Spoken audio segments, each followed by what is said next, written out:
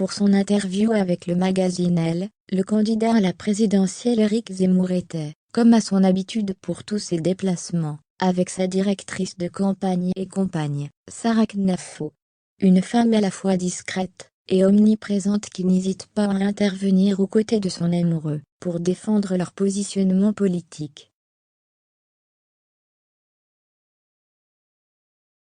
Du moment où elle l'écoutait avec admiration quand elle était jeune, sur le plateau d'une émission télé, ou dans une réunion familiale. L'origine de leur rencontre diffère selon les sources. À ses meetings pour la campagne présidentielle, Sarah Knafo a tissé une relation aussi complexe que fascinante avec Éric Zemmour.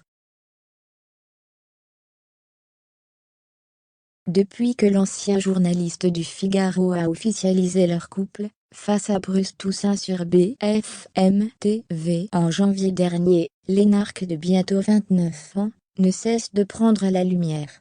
Nouvelle preuve avec l'interview de l'essayiste devenu homme politique pour le magazine Elle, durant laquelle celle qui est sa directrice de campagne affirme la place qui est la sienne. À 63 ans, Éric Zemmour a créé un nouveau chapitre de sa vie en mêlant les sphères professionnelles et privées.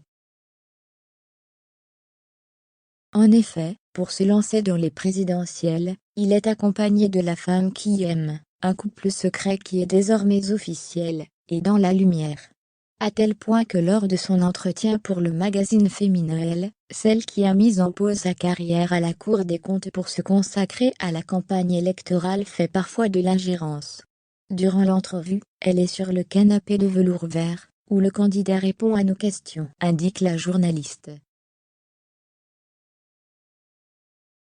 Ensemble, ils offrent un pas de deux bien rodé. L'énarque de 28 ans tend les fiches, est claire, complète et n'étaye les propos, lorsque la pensée vacille, souffleuse, si visible à ses côtés, ajoute la reporter. Le moment le plus marquant sera quand Sarah Knafo répond à la place d'Éric Zemmour.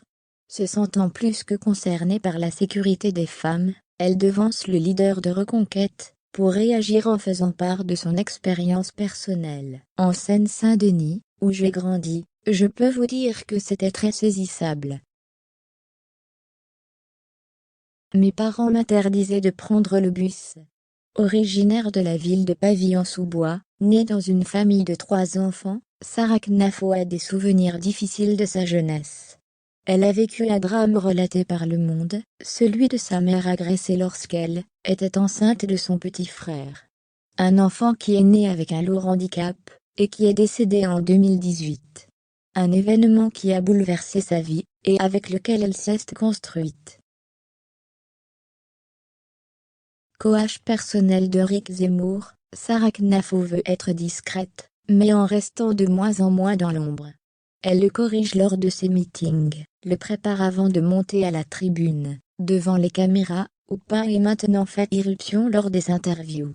Une omniprésence qui n'est pas toujours vue d'un bon œil par l'entourage de l'homme déjà père de 3 enfants avec l'avocate Mylène Chic-Portiche, mais qui est, sans aucun doute, moteur pour sa campagne. D'ailleurs, à la question de sa place à l'Élysée en cas de victoire, il répond, restant vague et romantique, « J'ai déjà dit qu'elle était l'âme de cette campagne. Elle continuera à l'être à l'Élysée, évidemment. »